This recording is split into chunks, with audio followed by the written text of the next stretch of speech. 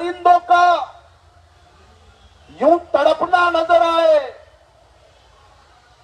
धुंधला धुंधला सा भीम का एक सपना नजर आए।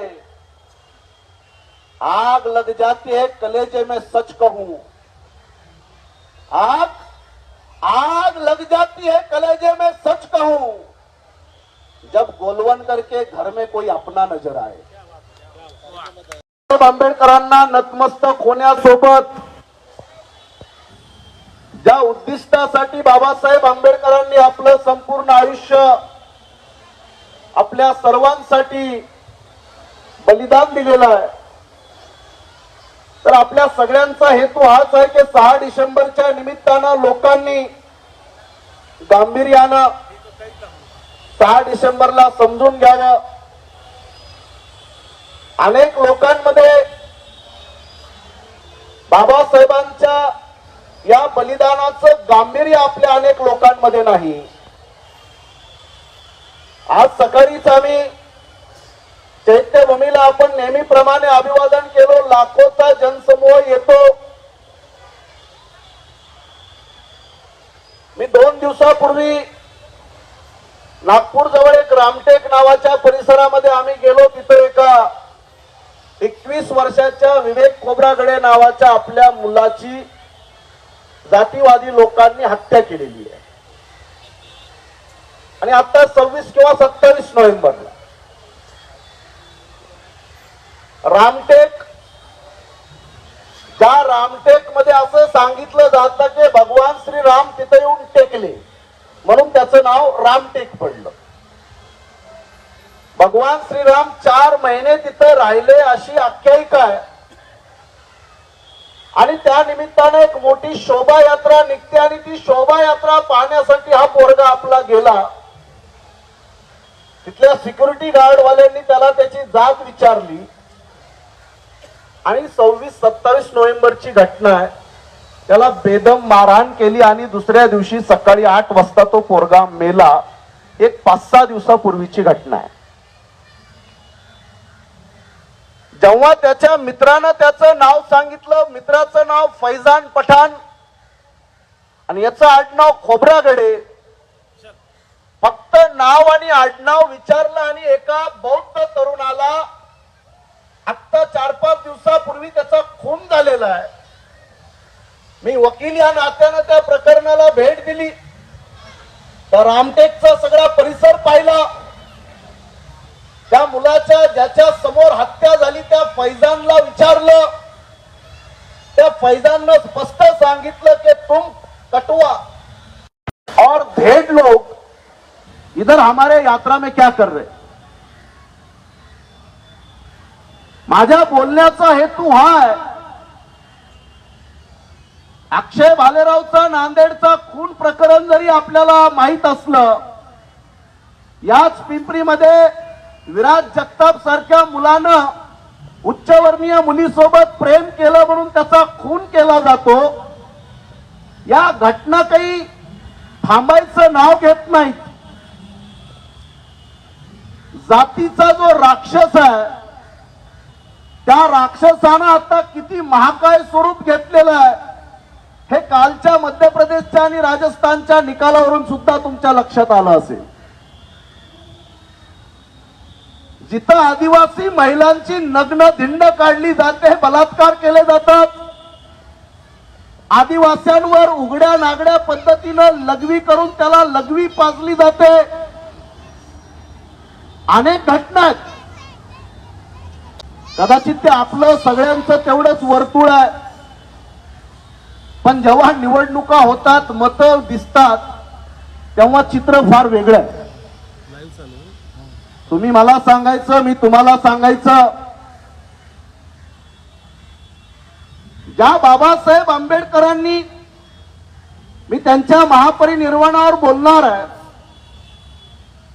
तुम्हाला सुरुवातीलाच माहिती असली पाहिजे की बाबासाहेबांना झोपेमध्ये हृदयविकाराचा झटका येऊन पहाटे 2:45 वाजता बाबासाहेब आंबेडकरांचा मृत्यू झाला, महापरिनिर्वाण झालं। बाबासाहेब आंबेडकरांना तपासण्यासाठी जे वेगवेगळे डॉक्टर होते एक डॉक्टर मालवणकर, एक डॉक्टर कृष्णमूर्ती आणि एक बाबासाहेबांची स्वतःची पत्नी डॉक्टर माईसाहेब आणि एक फ्रान्स मधून एक डॉक्टर नॅचरोलॉजिस्ट नावाची एक डॉक्टर होती मॅडम बसत्या, ती फ्रान्स मधून बाबासाहेब आंबेडकरांचा उपचार करायला भारतामध्ये यायची. मी सुरुवातीला हे दोन मुद्दे यासाठी सांगितले की आपल्यातल्या अनेक लोकांना हे माहित असेल की बाबासाहेब आंबेडकरांकडे कुत्रं होतं. बाबासाहेब आणि बाबासाहेबाचा टॉम्बी, त्या कुत्र्याचा सुद्धा अनेक ठिकाणी पुतळे उभे केलेले आहेत. आज कदाचित तुम्ही पाहिलं असेल की आपल्या पुण्यातल्या सिम्बायोसिस कॉलेजने बाबासाहेबांच्या अनेक वस्तू जतन करून साहेबांचा ज्या बेडवर, ज्या गादीवर बाबासाहेबांचा शेवटचा मृत्यू झाला, जिथं शेवटचा बाबासाहेबांनी श्वास घेतला, मला वाटतं ती गादी सुद्धा इथं सिम्बायोसिस मध्ये आहे.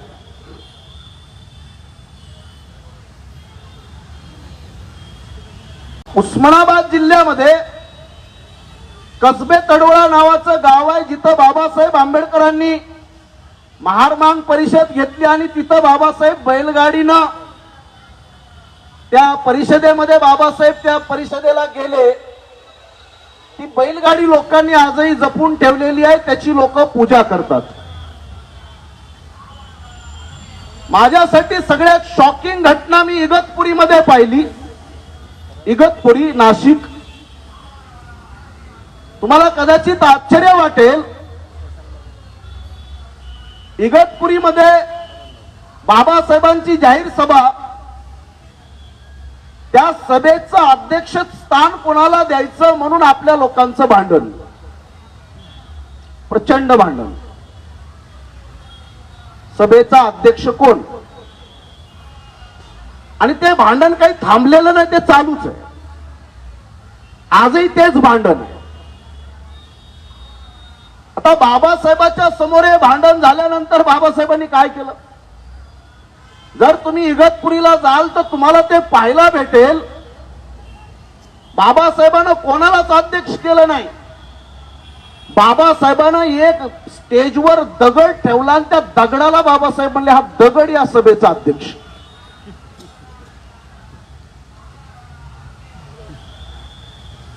बरं, लोकांनी त्या दगडाला नीळ लावून ती दगड सुद्धा बघतात लोक. मला इगतपुरीची लोक म्हणले, इथं बाबासाहेबांनी एक दगड ठेवला होता, त्याची पूजा आहे.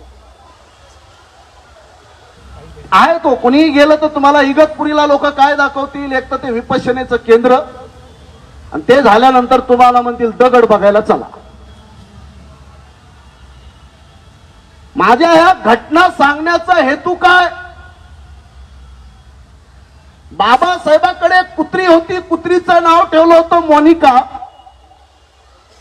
कुठल्या मुलीचं असेल तर बाबा पुन्हा भांडायला येऊ नका.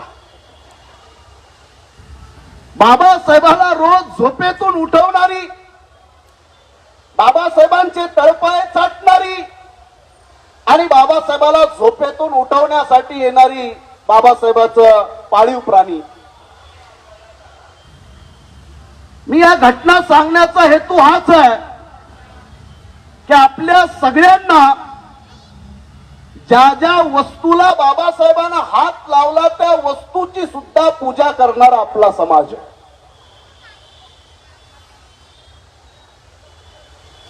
म्हणून एक विचारवंत आहे, त्याचं नाव आहे रेने देकार्त. तो रेने देकार्त म्हणतो की आप मरे हुए लोगों से भी बात कर सकते हो. आप मरे हुए लोगों से भी बात कर सकते हो. मरे हुए लोगों से अगर बात करना है तो उनका चरित्र और उनकी किताबें पढ़ना मरे हुए लोगों से बात करने जैसा है.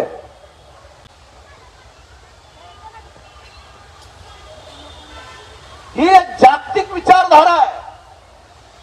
हे मेलेल्या सुद्धा माणसासोबत तुम्हाला बोलता येतं.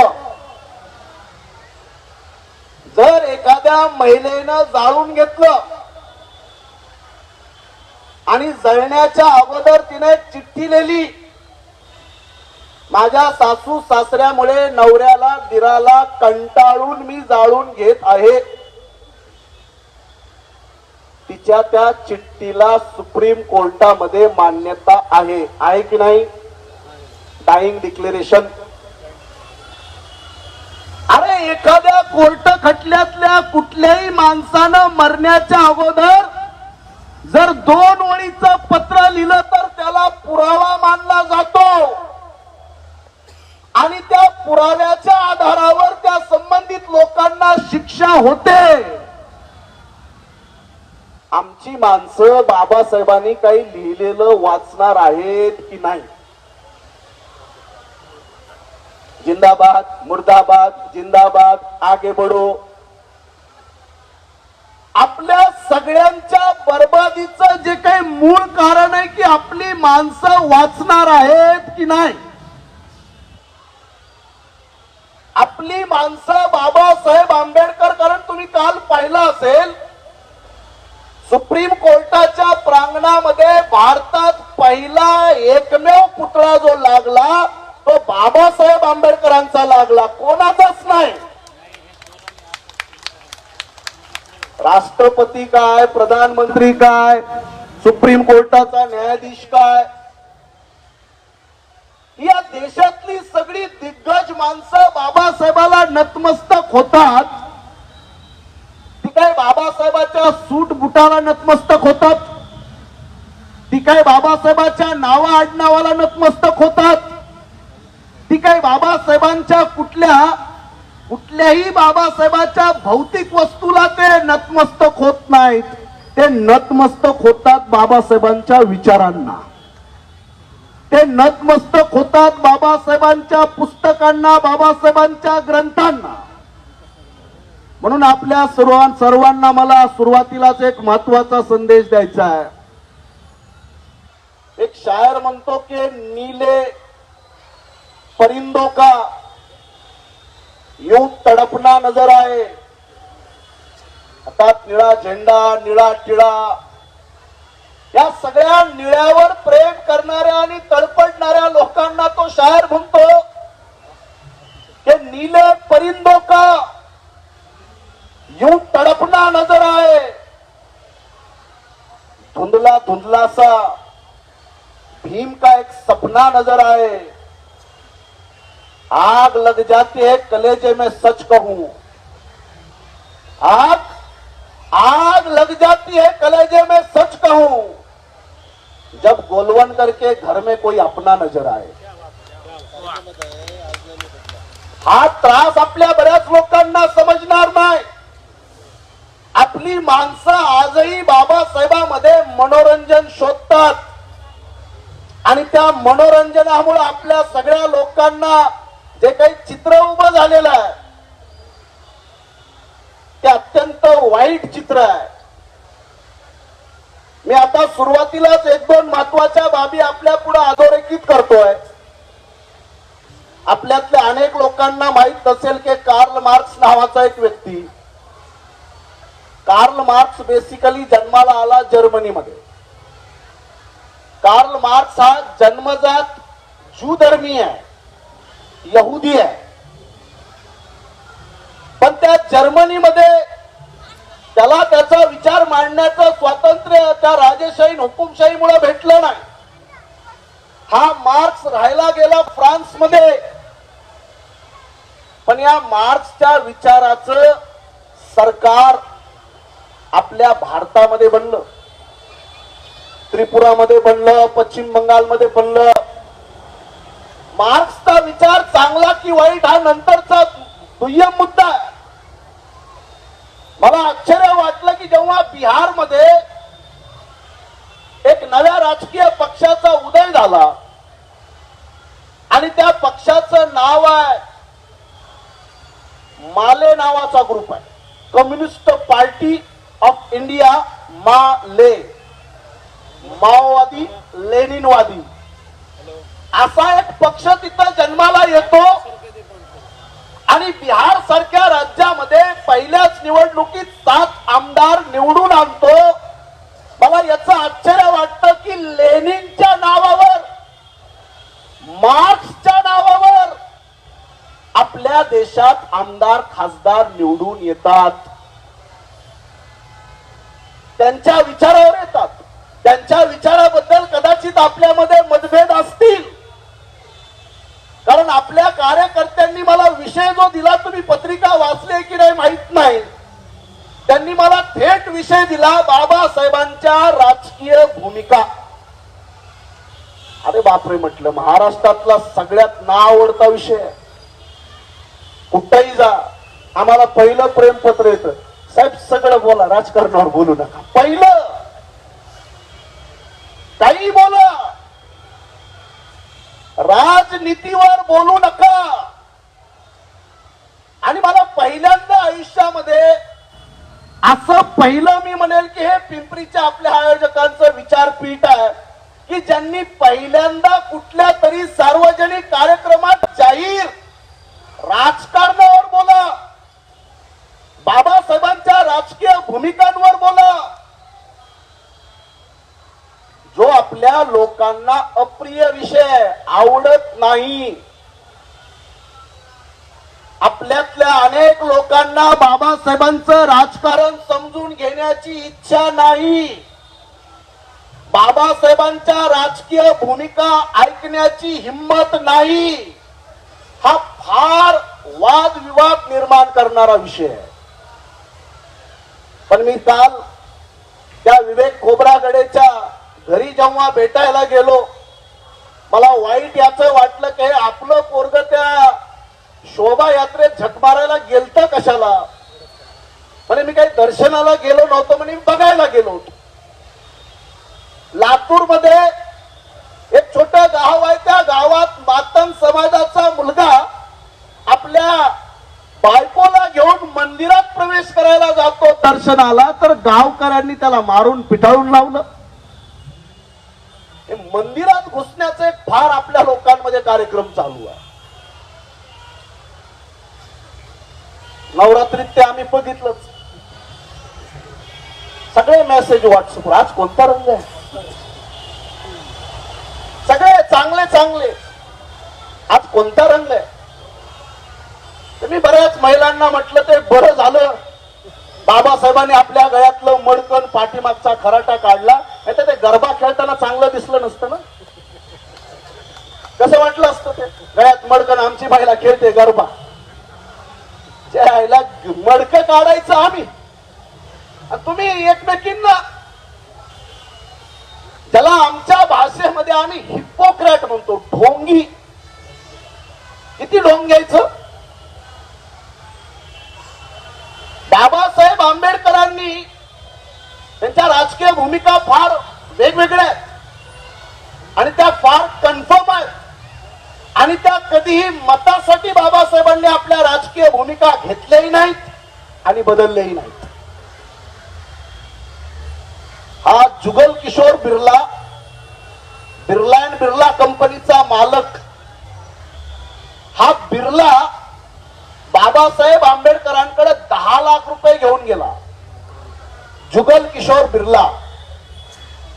आणि या बिर्लानं बाबासाहेबांना एक विनंती केली की बाबासाहेब 10 लाख रुपये घ्या, पण आमच्या गीता ग्रंथावर टीका करू नका.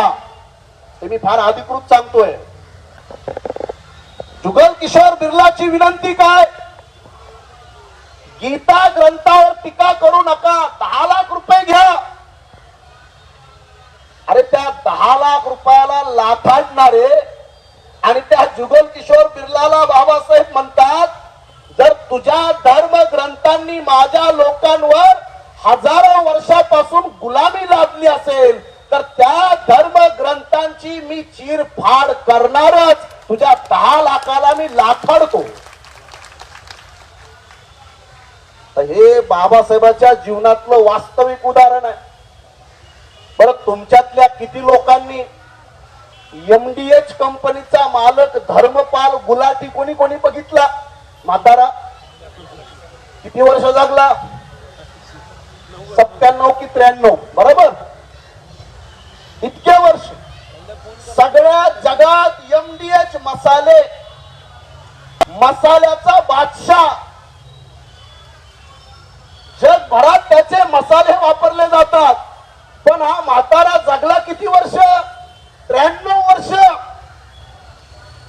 त्याला पत्रकाराने एवढंच विचारलं की दादा लंबी उम्र का राज क्या है?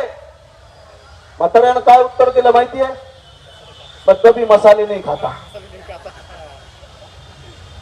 मैं कधी मसाले नाही बेचता खाता नाही. असे आपले आंबेडकरी चळवळीची अवस्था. बोलतो पण वागायचं म्हटलं की ते माझ्या सकट आपल्या सगळ्यांमध्ये ती हिंमत राहिलेली नाही. बाबासाहेब आंबेडकरांच्या भूमिका ज्या आहेत, मी काही गोष्टी तुमच्या पुढे यासाठी सांगतोय की आत्ताची जी परिस्थिती आहे, या परिस्थितीमध्ये तुम्ही एक महत्वाची गोष्ट लक्षात घ्या. बाबासाहेब आंबेडकर जर जन्माला आले नसते तर या देशात एक असा वर्ग आहे जो हजारो वर्षापासून भांडण करतोय आम्ही उच्च आहेत, आम्ही श्रेष्ठ आहेत, आमचं कुळ 96 आहे, आमचं 98 आहे. 100 काही होत नाही, ते कुठं 2 अडकलं काही कळलं नाही आम्हाला.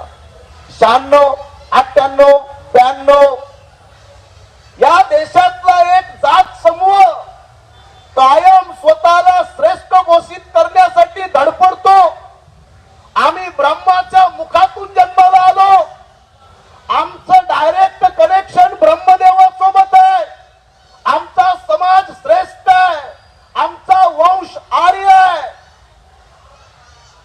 आम्ही क्षत्रिय आहेत, आम्ही राजे महाराजे आहेत. पण बाबासाहेबांनी काय चमत्कार केलाय बघताय ना. आता सगळे राजे महाराजे कटोरा घेऊन काय म्हणतात, काही करा मला मागा स्वर्गीय घोषित करा. स्पर्धा लागली आहे, तुमच्या पाया पडतो मला मागा स्वर्गीय घोषित करा. काय चमत्कार आहे? या चमत्काराचं नाव काय? या चमत्काराचं नाव, कारण आपल्या सगळ्यांना हे समजलं पाहिजे की शेर और बकरी इन दोनों को एक ही घाट पर पानी पिलाने वाली ताकत बाबा साहब आंबेडकर है. सगळे लाईन मध्ये उभे केले आहेत, कोण मोठा नाही. मला तर ती स्पर्धा पाहिली की आश्चर्य वाटतं. हे असण्याचं कारण 6 डिसेंबरच्या निमित्तानं फक्त आपल्याला बाबासाहेबांवर बोलून चालणार नाही.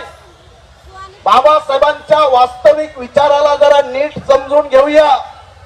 मी अनेक उदाहरणं आपल्याला देण्याची जरी माझी इच्छा असली तरी काही गोष्टी या वेळेच्या आत झाल्या पाहिजे. म्हणून आपल्या सर्वांना माझी विनंती आहे, त्यांच्यापर्यंत आवाज जातो त्या सगळ्या लोकांना की अरे जरा बस करा, यात्रा जत्रा जिंदाबाद मुर्दाबाद थांबवा. आपल्या बऱ्याच लोकांना याचा आणखी अनुभव नाही. तुमच्या प्रत्येकाच्या घरात ग्रॅज्युएट पोस्ट ग्रॅज्युएट मुलं आणि मुली आहेत, त्यांना मरेपर्यंत या देशात नोकरी लागणार नाही. पण तुमची जत्रा काही थांबायला तयार नाही. या देशातली एक सुद्धा बँक तुम्हाला कर्ज द्यायला तयार नाही. तुमचं भिकारपण या देशात बंद होणार नाही. समस्या आहेत, पण त्या समस्येवर बोलायचं म्हटलं, त्या समस्या सोडवण्यासाठी बोलायचं म्हटलं की आमची माणसं पळ काढतात. आमच्या माणसांना बाबासाहेबांमध्ये पण मनोरंजन पाहिजे. मी काही गायक आणि गीतकारांचा विरोधक नाही, गायन असलं पाहिजे, कारण आपले गायक काही चोली के पीछे काय तर बोलत नाहीत ना. आपले गायक सुद्धा त्याच्यातून विचारच सांगतात. पण लोकांमध्ये कायम त्यांच्या मोबाईल पासून त्यांच्या घरच्या टीव्ही पर्यंत फक्त चित्रपट, मालिका, गाणे, एंटरटेनमेंट, हिरो हिरोईन, स्पोर्ट्समन, कोण काय खातं, कोण कोणत्या साबणाला अंघोळ करतं, कोण कोणता शॅम्पू लावतं, ही दुनिया आहे आपली. काय आपली दुनिया? प्रत्येक माणूस फक्त मनोरंजनामध्ये अडकलाय. बाबासाहेब आंबेडकरांना एका बाजूला युगपुरुष म्हणायचं आणि दुसऱ्या बाजूची वाईट अवस्था अशी आहे की आपली माणसं बाबासाहेबाला नीटपणे समजून घेणार आहेत की नाही. बाबासाहेबांच्या महापरिनिर्वाणानंतर एक सगळ्यात तिखट प्रतिक्रिया बाबासाहेबांच्या पक्षाचे पहिले राष्ट्रीय अध्यक्ष राव बहादूर एन शिवराज, त्या राव बहादूर एन शिवराजनं पहिली एक महत्वाची प्रतिक्रिया दिली आणि राव बहादूर एन शिवराज म्हणतात, dead Ambedkar is more dangerous than alive. जिंदा बाबा साहब से मरे हुए बाबा साहब ज्यादा खतरनाक है. जिंदा तो है. बाबासाहेब आंबेडकरांच्या ताकदीचं एक छोटंसं उदाहरण देईल. आपल्यातल्या अनेक लोकांना माहित नाही, जगामध्ये घटना लिहिणारा एक घटना कॉन्स्टिट्यूशनल एक्सपर्ट माणूस होता.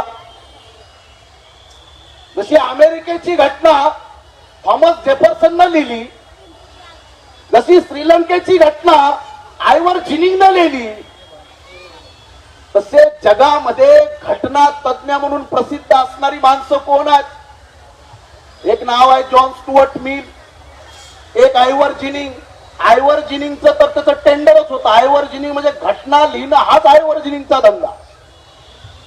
श्रीलंकेची घटना आयवर जिनिंगनं लिहिली, मलेशियाची घटना आयवर जिनिंगनं लिहिली.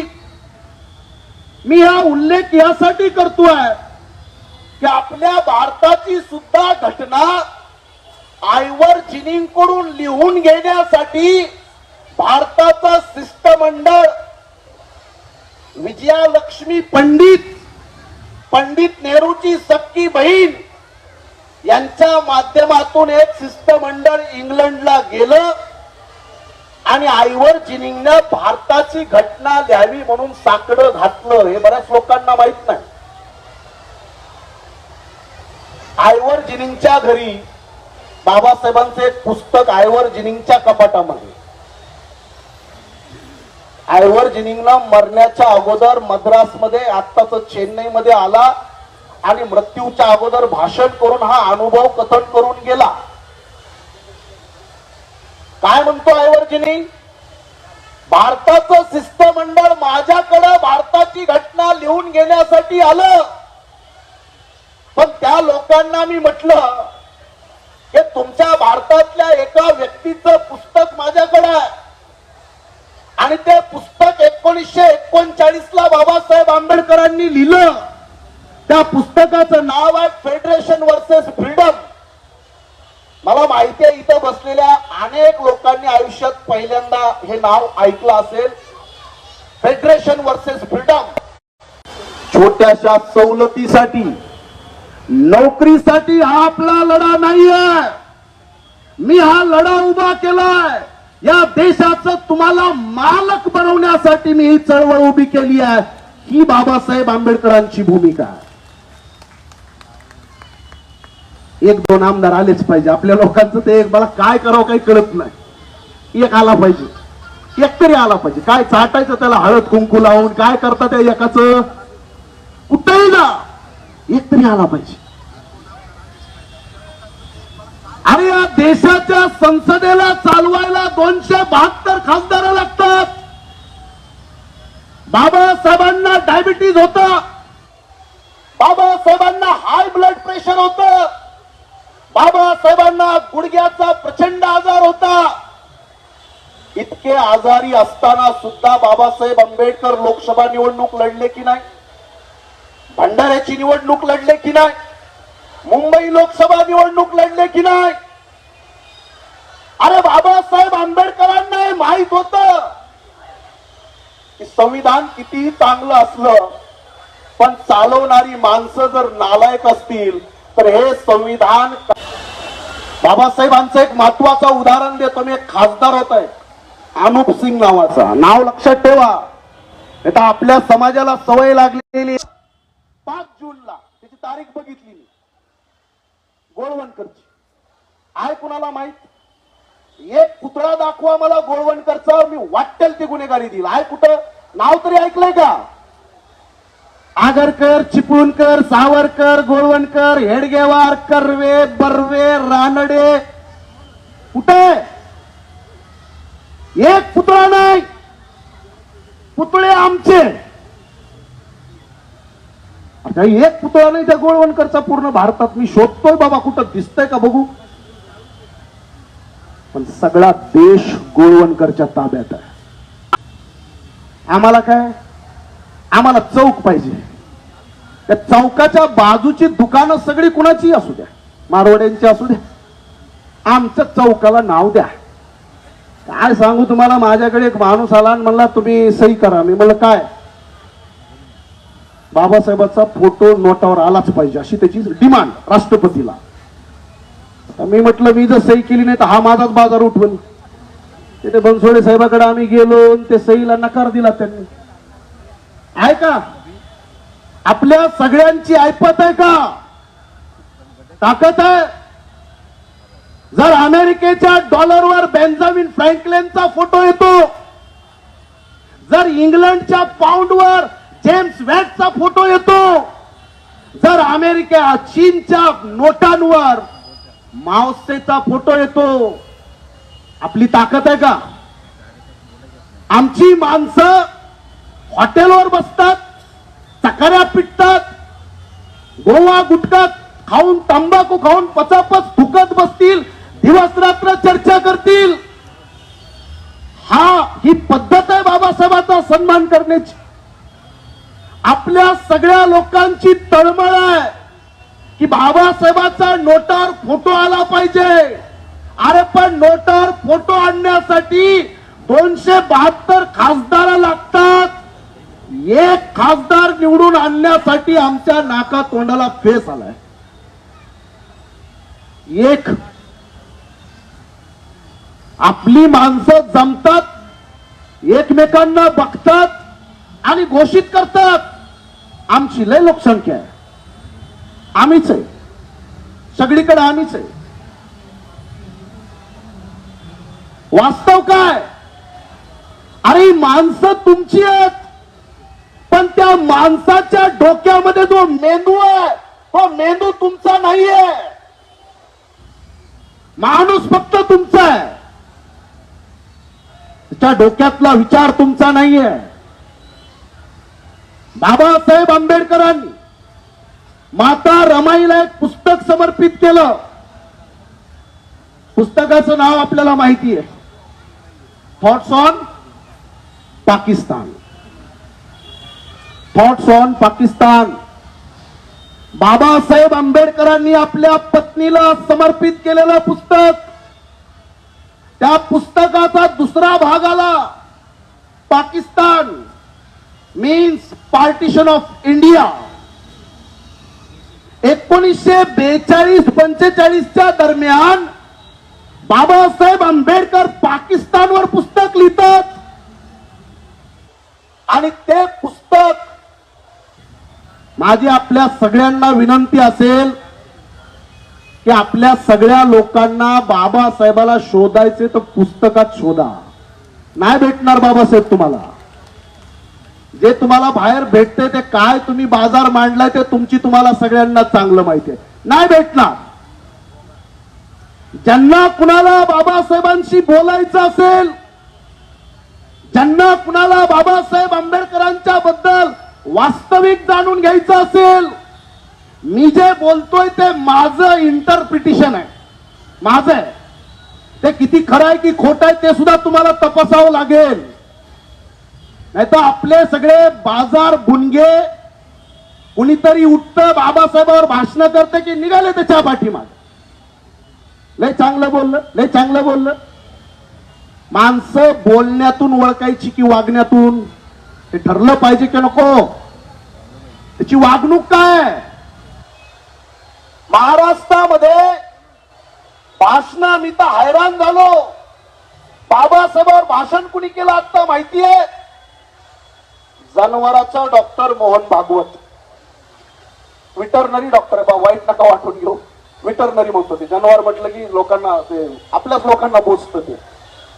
विटरनरी डॉक्टर, RSS प्रमुख. बरं भाषण कुठं केलं, नागपूरच्या संघाच्या मुख्यालयामधून. तुम्हाला आणखी दुसरं मी आश्चर्य सांगतो, या RSS चे दोन मुखपत्र चालतात.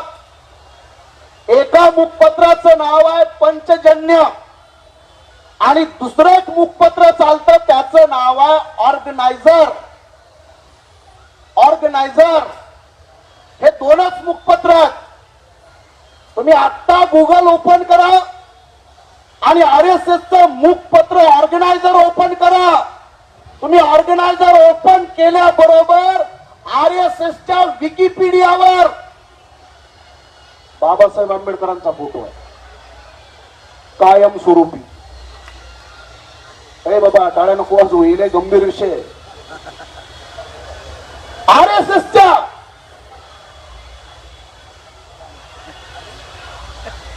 RSSच्या मुखपत्रावर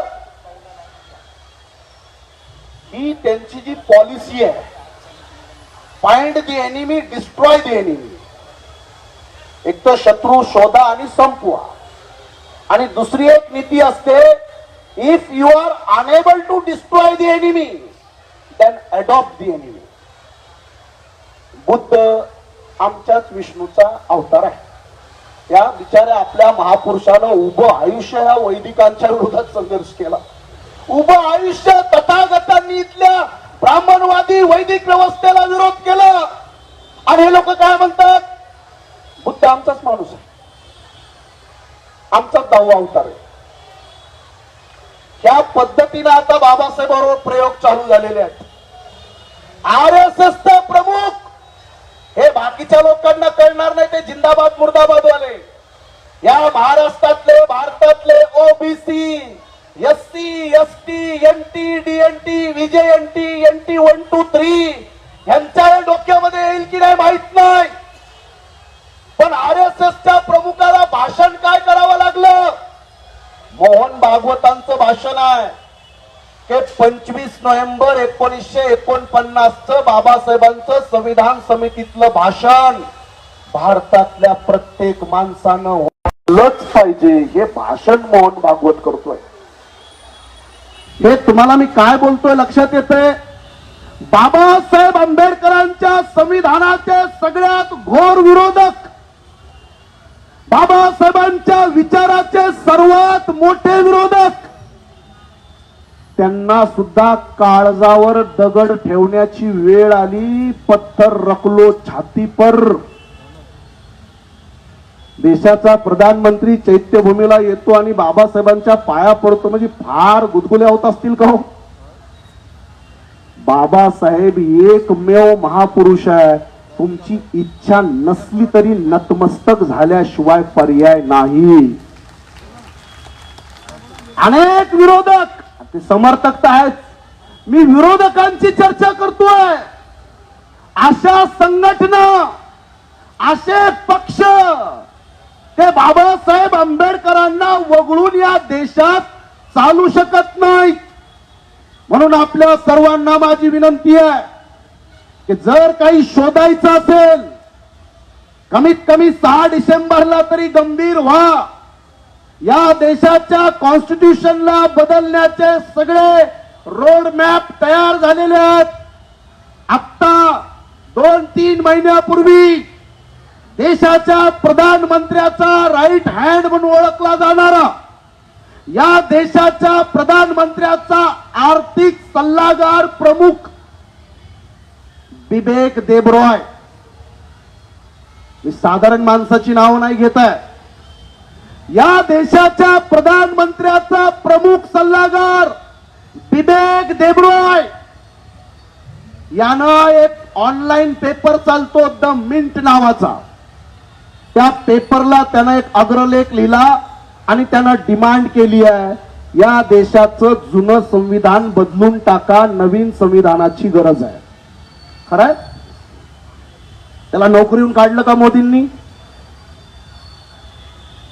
देशाच्या अर्थव्यवस्थेचा प्रमुख सल्लागार जर तो या देशाचं संविधान बदलण्याची भाषा करतो, आर्टिकल लिहितो, त्याला नोकरीहून काढलेलं नाही. एक तपासणीचा भाग आहे. काय प्रतिक्रिया येते?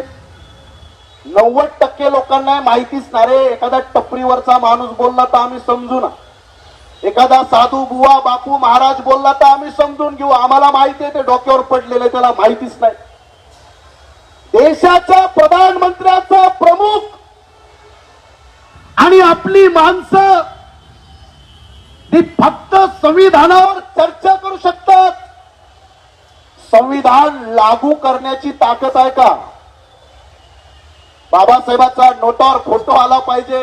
आणि ज्या बाबासाहेबांनी तुमच्या माझ्या नखापासून केसापर्यंत आपल्यावर उपकार आहेत, त्या बाबासाहेबांनी आपला सन्मान केला. त्या बाबासाहेबांचा सन्मान करण्याची ताकद आहे का आपल्या लाखो लोकांमध्ये? त्यांचाही तर सन्मान झाला पाहिजे. ज्या बाबासाहेबांचा पदोपदी या देशात अपमान झाला, त्या बाबासाहेबांचा सन्मान करण्याची पात्रता का आपल्यामध्ये? बऱ्याच लोकांना बाबासाहेबांबद्दल प्रेम आहे, मी ते काय प्रेम नाकारत नाही, पण तुमच्या डोळ्याच्या समोर डायनोसॉर संपले माहितीये. आता डायनोसॉर नाही आहेत.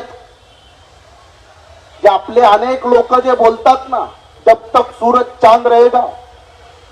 बाबासाहेब आंबेडकरांना एक इटालीतला एक माणूस आला भारतामध्ये, एक तत्ववेत्ता इटालियन. त्या इटालियन तत्ववेत्याचं नाव आहे, जो सत्तामध्ये येऊन एक भाषण केलं. आणि मॅझिनीनं भाषण काय केलं? विचार अमर असतात, विचार मरत नसतात. बाबासाहेब आंबेडकरांनी त्या मॅझिनीच्या भाषणाला विरोध केला. बाबासाहेब म्हणतात की मला जोसेफ मॅझिनीचं हे तत्व मान्य नाही. जोसेफ मॅझिनी काय म्हणतो? विचार अमर असतात, विचार मरत नसतात. बाबासाहेब आंबेडकर उलट त्याला बोलतात की हे मला मान्य नाही. बाबासाहेब त्या मॅझिनीला म्हणतात की मॅझिनी, जसं एखाद्या झाडाला वेळोवेळी पाण्याची आणि उन्हाची आणि खाद्यधान्याची गरज आहे, जर झाडाला वेळोवेळी पाणी भेटलं नाही तर झाड सुद्धा करपून मरत. तसं विचाराला जर प्रचार आणि प्रचारक भेटले नाहीत तर विचार सुद्धा मरतात. आपल्या लोकांचं काय? आपल्या जनतेला वाटतं जब तक सूरज चांद रहेगा. अरे बाबासाहेब आंबेडकरांच्या विचारामध्ये भेसळ करणाऱ्या टोळ्या जन्माला आल्यात. बाबासाहेब आंबेडकरांच्या विचाराला संपवणाऱ्या टोळ्या जन्माला आल्यात. बाबासाहेब आंबेडकरांच्या विचाराला बुद्धिभेद करणाऱ्या टोळ्या जन्माला आल्यात. आमच्या सगळ्या लोकांना माझी विनंती आहे की या सगळ्या गोष्टीमधून मला जो महत्वाचा भाग तुम्हाला सांगायचा आहे, तो महत्वाचा भाग म्हणजे आपण सगळ्यांनी, मी बाबासाहेबांनी सांगितलेला एक फार महत्वाचा धोका सांगून थांबणार आहे, जो त्यांनी त्यांच्या पाकिस्तान पार्टिशन ऑफ इंडिया नावाच्या पुस्तकात त्यांनी तो फार गांभीर्यानं अधोरेखित केलाय. बाबासाहेब काय म्हणतात बघा. बाबासाहेब म्हणतात की हिंदू लोक काय बोलतात यापेक्षा जास्त महत्वाचं काय आहे. हिंदू लोक काय बोलतात ते बाजूला ठेवा, पण हिंदुत्व, स्वातंत्र्य, समता, बंधुत्व आणि न्याय वो लोकशाहीला मारक आहे. या भारताला कुठल्याही परिस्थितीमध्ये हिंदुत्ववादी भारत बनू देऊ नका. जर हा भारत हिंदुत्ववादी झाला तरी भारतावरची सर्वात मोठी संकट आणि आपत्ती असेल. हे बाबासाहेबांनी रायटिंग मध्ये बोललेले नाही, रायटिंग मध्ये. हिंदू लोक काय बोलतात ते महत्वाचं नाही, हिंदुत्व या देशाला धोकादायक आहे. आणि या देशामध्ये हिंदुत्वाचा नंगा नाच चालू आहे. जातीच्या आणि धर्माच्या नावाखाली याच पिंपरीमध्ये कालीचरण महाराज आला की नाही? मी महेश लांडगेंना विचारतो, तुम्ही विचाराल की नाही मला माहित नाही. या पिंपरी चिंचवड शहरामध्ये हा पैलवान महेश लांडगेला कोणी बोलेल की नाही मला माहित नाही. कशाला आणलं तुम्ही कालीचरण महाराजला? महेश लांडगेंनी आणलं, या संभाजी भिडेला आणलं. इथं आणून संभाजी भिडेच्या पाया धुणारे महेश लांडगे इथं कालीचरण महाराजला आणायचं. त्या कालीचरण महाराजनं पूर्ण देशात थैमान घातलंय. हा कालीचरण पूर्ण भारतामध्ये काय बोलतो? धर्माच्या रक्षणासाठी माणसांचे खून करा बोलतो की नाही बोलतो? हा कालीचरण. आणि त्या कालीचरणला इथं आणलं जातं आणि त्या कालीचरणच्या स्वागताला कोण उभं? महाराष्ट्राचा गृहमंत्री. कालीचरणचं स्वागत. बाकीचे आहेत ना, आम्ही काही बाकी संतांबद्दल आमचं काही मत नाही बाबा. कालीचरणचं हे आपल्या पिंपरीतलाच विषय नाही, संपूर्ण महाराष्ट्रामध्ये हिंदुत्वाच्या नावाखाली अनेक मुलांच्या दत्तली चालू आहेत. जातीच्या आणि धर्माच्या किती दंगली आहेत. बऱ्याच लोकांना दंगलीची दाहकता माहित नाही. जम्मू काश्मीर मध्ये जसं 370 कलम हटवलं, त्या जम्मू काश्मीर मध्ये आत्ताही वायफाय चालत नाही, आत्ताही इंटरनेट चालत नाही. मणिपूर मध्ये दंगली झाल्या, इंटरनेट बंद. कोल्हापूरला दंगली झाल्या, इंटरनेट बंद. साताऱ्यामध्ये दंगल झाली, पुसे सावळीमध्ये मुसलमानाचा सिकलगार नावाचा पोरगा मारला, इंटरनेट बंद. औरंगाबाद मध्ये पोलिसांनी 2 गोळ्या घालून 2 मुसलमानांची पोरं पोलिसांनी. छोटा मोठा व्यापार करतो, कुठल्या तरी प्रायव्हेट कंपनीमध्ये काम करतो, वैयक्तिक आपल्या मेहनतीवर जगतो. सरकारचं काय? काय सरकारचं? आपल्या सगळ्यांना माझी विनंती आहे, हा फार भयानक कालखंड आहे. ही कोल्ड वॉर आहे. या वॉरची तयारी सुरू झालेली आहे. 24 डिसेंबर त्याची तारीख डिक्लेअर झालेली आहे. 24 डिसेंबरला मराठा आरक्षण नाही भेटल्यानंतर काय चर्चा होणार? आपल्या लोकांना हे नाही कळत आहे. महाराष्ट्रातल्या प्रत्येक जिल्ह्यामध्ये लाखो समाज बांधव जमतात, त्यांना आरक्षण भेटलं पाहिजे. आपण काही त्याच्या विरोधात नाही. पण 24 डिसेंबरच्या नंतर जर या महाराष्ट्रातल्या मराठा समाजाला जर आरक्षण भेटलं नाही तर चर्चा वेगळ्या पद्धतीची सुरू करणार. आणि ती चर्चा असेल की या देशाच्या संविधानानं आम्हाला आरक्षण भेटण्यासाठी अडथळा आणला जातो. लोक काय म्हणणार? ते तरतूदच नाही. ते काल परवा 1-2 मंत्री संत्री बोलतात, ते तरतूदच नाही. अरे आपल्या सगळ्यांना आमची विनंती आहे, आपण मराठाही आरक्षण भेटलं पाहिजे या भूमिकेच्यात, ओबीसीचंही आरक्षण भेटलं पाहिजे या भूमिकेच्यात. पण याच्या पाठीमागे भारताच्या संविधानाला बदनाम करणारे काही टोळके काम करायला सुरुवात झालेली आहे. आणि ते टोळकं हळूहळू याचं सगळं खापर संविधानावर कसं फोडता येईल ही प्रक्रिया महाराष्ट्रात सुरू झालेली आहे. मी आपल्या सर्वांना विनंती करेल ती